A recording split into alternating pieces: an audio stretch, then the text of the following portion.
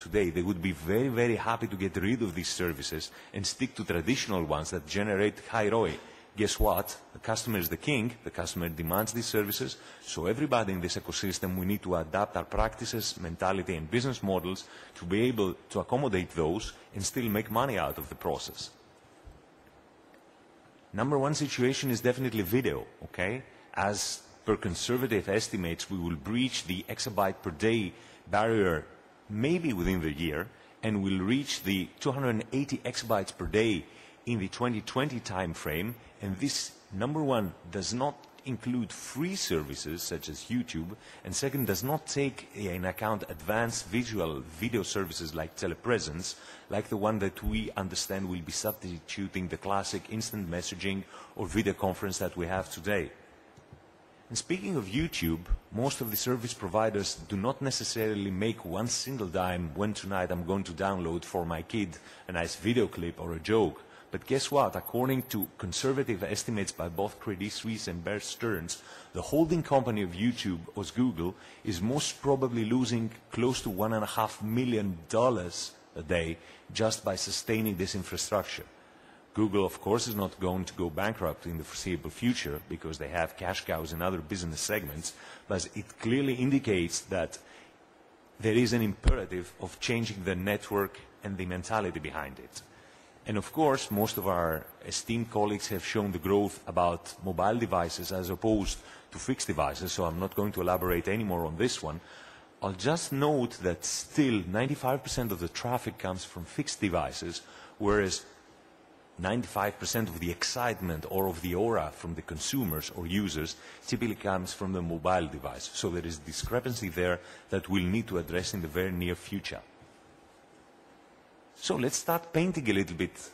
How does the network look like? And of course, how do we actually manage this network? Not on the technical side. Okay, this would be too tedious on tidbits and bytes for that late in the afternoon, but how do we change the service provider in its business model and approach in order to be able to capitalize on this new mentality of the network?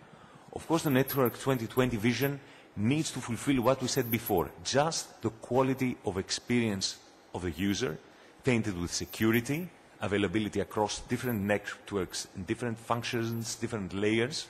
We're pretty agnostic as a company about what the future of transportation media will be.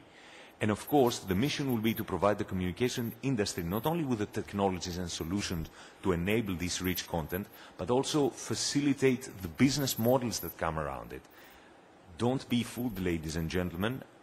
The capex required with the current business models, if we were to sustain with the current technology trends, would not be viable. So most of the investors, even if the governments, as was discussed intensely today, were very, very willing to heavily subsidize those, would be even not viable. So there needs to be drastic change in this direction.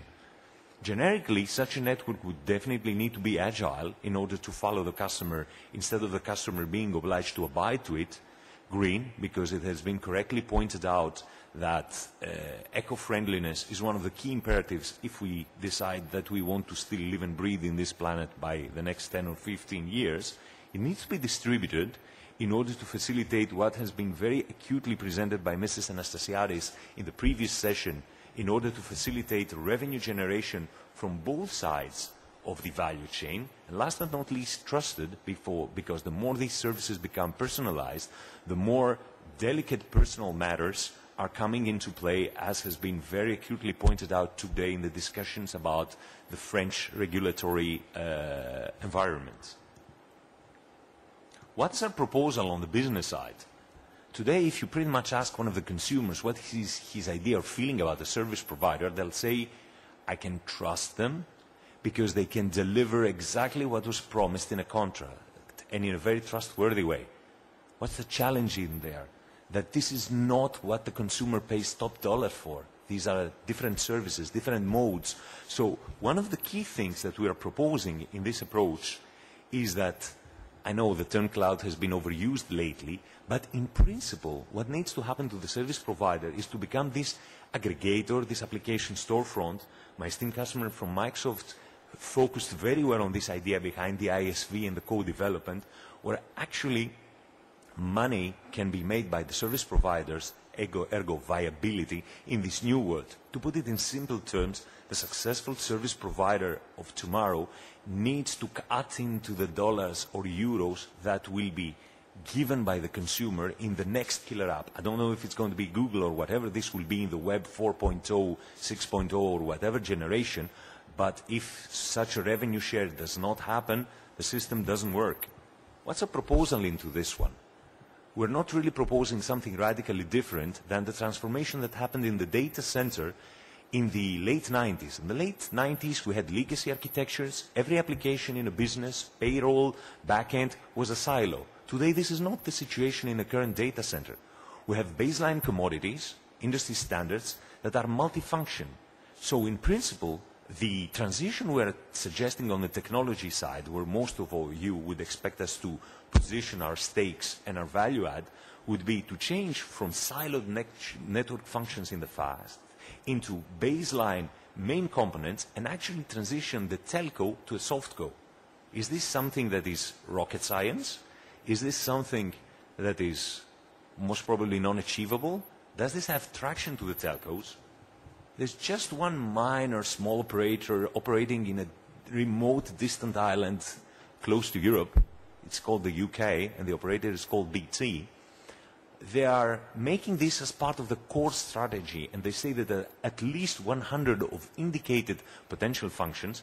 I could stay there and discuss them until tomorrow's dinner, but I don't think everybody is excited about this prospect, that are basing their core network design exactly in this concept. And to be frank, this is exactly the reason why the key technology equipment manufacturers are into discussions with companies the likes of Intel, who in principle manufactures silicon, in order to prepare the next generation core infrastructures into close correlation to such approaches. And in principle, what this allows, it's exactly the vision, this is my concluded slide, of allowing the service provider to pretty much become a partner in this Web X.0 world. That pretty much wraps my presentation. I'd like to thank you very much for your attention and most probably give the microphone back to the moderator for the close of the session. Thank you.